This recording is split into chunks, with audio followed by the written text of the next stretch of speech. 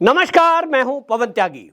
हिंदुओं के लिए अयोध्या के प्रभु श्री राम जी के मंदिर के बाद एक और बड़ी खबर और इसी तरह की एक खुशखबरी की खबर आई है सुप्रीम कोर्ट से। और सुप्रीम कोर्ट ने ज्ञानवापी श्रृंगार गौरी जो मंदिर है उसकी सफाई की अनुमति दे दी है। और यह बहुत बड़ी खबर है। हालांकि मुस्लिम पक्षों ने इसका विरोध किया है कि साहब ऐसे कैसे हो सकता है, जो सील एरिया है उसकी सफाई कैसे होगी। आपको बता दें कि इस मामले में भी जिस तरह से प्रभु श्री राम जी का भव्य मंदिर आज 550 साल की प्रतीक्षा के बाद, संघर्षों के बाद आज प्राण प्रतिष्ठा 22 जनवरी को होने जा रही है, अब यह साफ साफ होता दिखाई दे रहा है कि श्री कृष्ण जन्मभूमि का भी विवाद अब मोदी और योगी के हाथों ही हल होना है। लेकिन इसी बीच जो एक लंबी कोर्ट की न्यायिक प्रक्रिया से होकर गुजरा है श्रृंगार गौरी मंदिर, उस मंदिर में भी हालांकि पूजा पाठ की अनुमति जो वाराणसी की कोर्ट है उसने दी थी।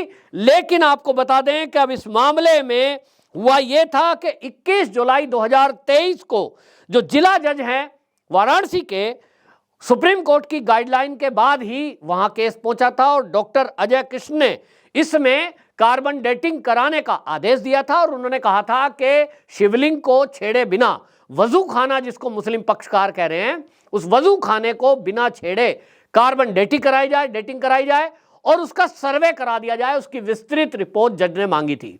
वो पूरी रिपोर्ट अब जज साहब के सामने पहुंची।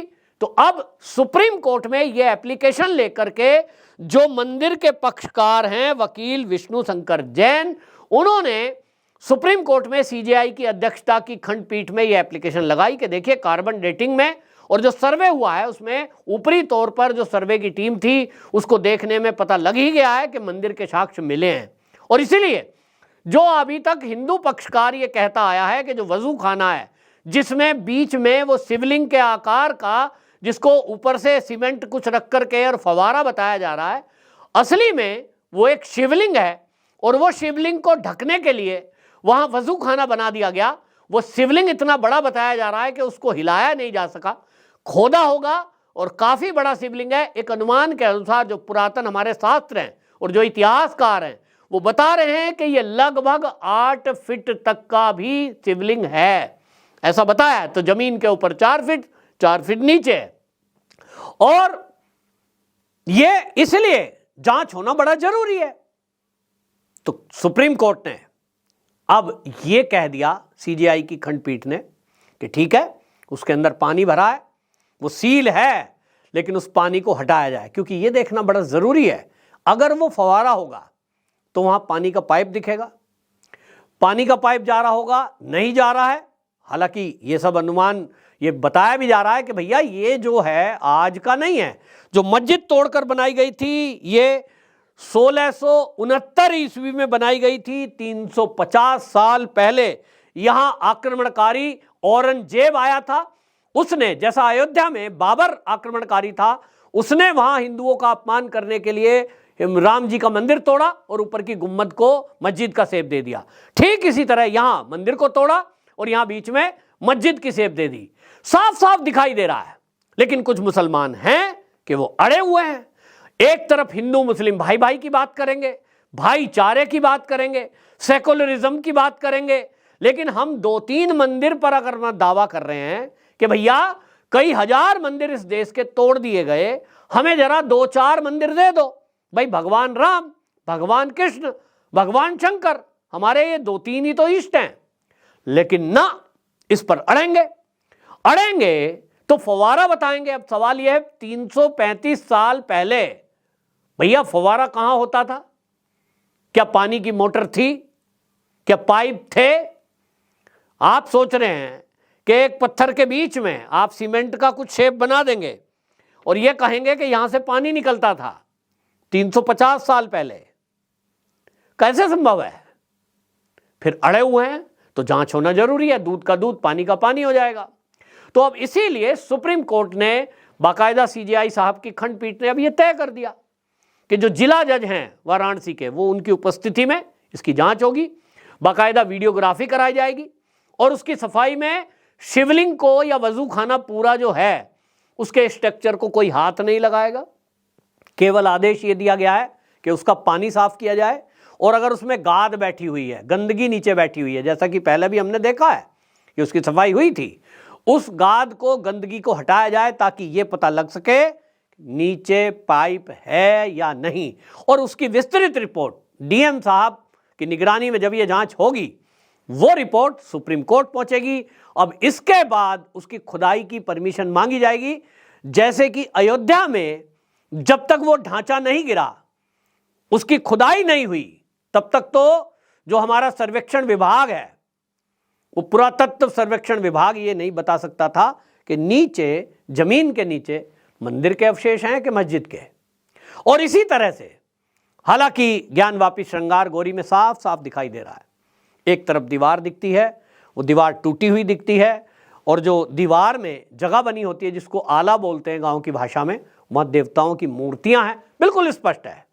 लेकिन अगर मुस्लिम का पक्षकार ये अड़े हुए हैं कि हमको तो प्रूफ चाहिए, तो प्रूफ के लिए तो भाई जो भी जरूरी है वहां चीजें जांच कराई जाएगी, और उस जांच के लिए ये होना बड़ा जरूरी था जिसका आदेश अब दिया गया है। बहरहाल मुझे लगता है कि प्रभु श्री राम जी के आशीर्वाद से शुरुआत राम मंदिर से हुई है।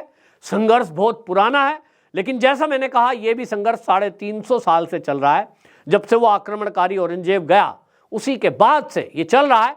लेकिन अब प्रभु की इच्छा है कि इसी समय में ये सब चीजें क्लियर होंगी, तो ये बहुत ही खुशी की बात है। और आपको बता दें, हिंदू समाज इससे बड़ा उत्साहित है। मैं इस वीडियो के माध्यम से इस देश के मुस्लिमों को भी कहना चाहता हूं कि देखिए, ज्यादातर इस देश के मुसलमान को ये फर्क नहीं पड़ता कि श्रृंगार गौरी में वो अगर नमाज पढ़ने नहीं जाएंगे। अयोध्या में जो बाबरी ढांचा था, अब तो नहीं है, वहां वो नहीं जाएंगे। देश के अंदर उनकी कितनी मस्जिदें बनी हुई हैं जिनकी संख्या लाखों में है, सैकड़ों में, हजारों में नहीं है, लाखों में है। उनके लिए बड़ी बड़ी मस्जिदें हर शहर में हैं। उन पर कोई फर्क नहीं पड़ेगा, क्योंकि वो तो किसी मूर्ति को मानते नहीं है। उनके लिए सब मस्जिद एक बराबर है। लेकिन हिंदुओं के लिए, हिंदुओं के जहां भगवान का जन्म हुआ हो, उस जन्म भूमि पर अगर उस जन्म स्थान की जगह हमारे पूर्वजों ने हजारों लाखों साल पहले अगर उनका स्थान बनाया था, वो वहां ना बनकर कहीं और बने, ये हमारी आस्था की बात है। सोचिए, कई बुजुर्ग ऐसे होते हैं कि वो अपने औलादों से ये कहकर मरने के पहले वो ये कह देते हैं कि मैं जब मरूं तो मेरी जो अर्थी है, मेरी जो मृत शरीर है, उस शरीर को जलाने के बाद शमशान में उसकी राख मेरे खेत में डाल देना। क्योंकि वो चाहते हैं कि जहां मैं पला बड़ा, जिसको खाकर मैं बड़ा हुआ, उसी में मेरा शरीर भी समा जाए।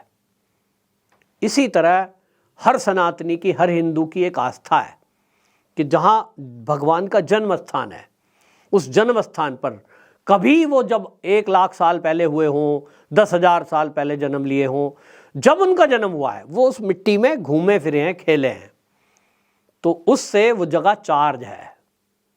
और इसलिए आस्था उस भूमि की है। आप में से कोई लोग अगर अयोध्या जाएं और देखें, वहां जो भक्त आते हैं वो क्या करते हैं, उसकी रज कण को माथे से लगाते हैं, क्योंकि आस्था है कि कभी प्रभु श्री राम जी यहाँ गलियों में घूमे होंगे। आज भले ही वहाँ पक्की सड़क बन गई है, आज वहाँ खड़ंजे लग गए हैं, लेकिन उन गलियों में घूमे होंगे, उनकी सांस छुटी होगी, तो वो सांस हवा में घूमकर वहीं कहीं घूम रही होगी। इसी तरह आप श्री कृष्ण भूमि पर अगर जाएंगे, मथुरा जाएंगे, तो आप देखेंगे कि वहाँ रजकण को माथे से लगाने की परंपरा है। ये हमारी आस्था का सवाल है। तो ये देश बहुसंख्यकों का, सनातनियों का, इनकी आस्थाओं का अगर आप ख्याल नहीं रखेंगे, आप कैसे कह सकते हैं जी हिंदू मुस्लिम भाई भाई? एक भाई दूसरे भाई की आस्था का ख्याल नहीं रखेगा। आप कहें साहब हमारी एक मस्जिद शहीद कर दी, वैसी जैसे लोगों के भाषण में आ जाएंगे, तो वो शहीद किसने कर दी? कोई बनी हुई मस्जिद को अगर हिंदुओं के तोड़ने का विचार होता, तो भाई दिल्ली के अंदर जामा मस्जिद खड़ी है सबसे बड़ी और सबसे ज्यादा पूजनीय। अगर मैं कहूं, अगर मुसलमानों के हिसाब से, आदर के हिसाब से, कई ऐसी मस्जिदें हैं जिनको जामा मस्जिद कहा जाता है। तो हिंदू समाज अगर बदतमीज होता, अगर आक्रमणकारी होता, अगर अत्याचारी होता, तो ये सारी मस्जिदों को तोड़ देता। जब देश आज़ाद हुआ था और यहाँ से मुगल चले गए, अंग्रेज आ गए, उसी जमाने में तोड़ देता। सब वहां कौन थे? मुट्ठी भर इस्लाम धर्म के मानने वाले थे, सब बाकी हिंदू ही थे। तो तय करते अंग्रेजों से मिलकर के साहब इनको तोड़ो। ऐसा हिंदुओं ने नहीं किया। क्यों?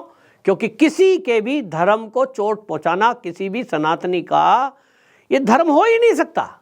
जब हम चींटी को नहीं मारते, हम सांप को भी दूध पिलाते हैं, हम पेड़ों को भी पूजते हैं। सोचिए, हमारी संस्कृति में बताया है कि पेड़ों को भी पानी दो, वो जो चिड़िया हैं इनको भी आप जो डाल सकते हैं, इनके लिए भी दाना डालो।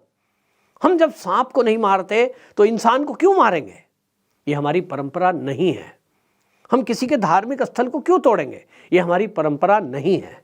लेकिन आप हमारे लिए गिनती के 4-5 मंदिर भी नहीं छोड़ेंगे और हमें इतना दबाएंगे कि हम पूजा पाठ भी बैठकर ठीक से नहीं कर पाए। तब इस अत्याचार के विरुद्ध आवाज उठाना भी सनातनी का धर्म है।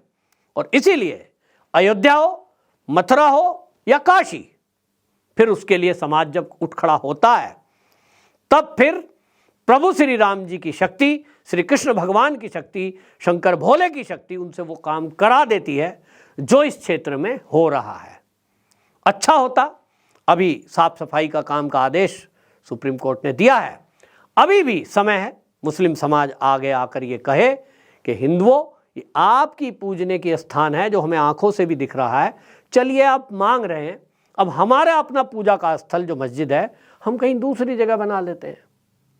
हिंदू समाज इतना विशाल हृदय का है, कई गुना बड़ी मस्जिद बनाकर, भव्य मस्जिद बनाकर, ऐतिहासिक मस्जिद बनाकर मुस्लिम समाज को सौंप देगा।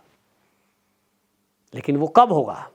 जब इस देश में मिलकर रहने की भावना होगी, जब इस देश में सब एक हैं, एक ही मां के सपूत हैं, वसुधैव कुटुंबकम की भावना होगी, तब ये कर पाएंगे। बहरहाल उम्मीद है, उम्मीद अभी भी छोड़नी नहीं है। और हाँ, जब ये सुप्रीम कोर्ट के फैसले से हो रहा है तो निश्चित जानिए कि इस देश की सुप्रीम कोर्ट इस काम में तो सक्षम है ही कि वो सबके साथ न्याय करेगी। अगर वो हिंदुओं की है तो वो हिंदुओं को सौंप दी जाएगी, अगर उस पर मुस्लिम पक्षकारों का कोई सबूत निकलता है तो उनको सौंप दी जाए। और हम सबसे, देशवासियों से मेरा आग्रह इस वीडियो के माध्यम से भी है कि सुप्रीम कोर्ट का जो फैसला आएगा उसको सभी बड़े धैर्य के साथ स्वीकार करेंगे, हिंदू हो या मुसलमान। आपकी क्या राय कमेंट बॉक्स में जरूर बताएं, वीडियो को शेयर भी करें। वंदे मातरम, जय श्री राम।